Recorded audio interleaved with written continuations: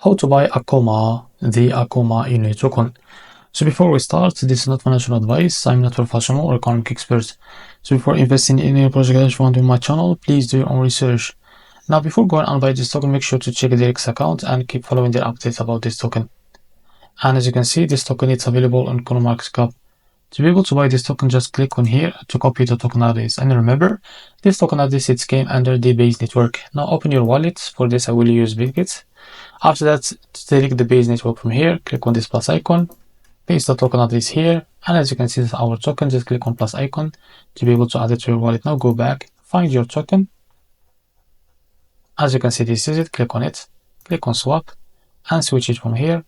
Select the token that you want to buy with, for example, USDC. Make sure you have enough USDC on your wallet. Type here how much you want to buy. Wait a few seconds.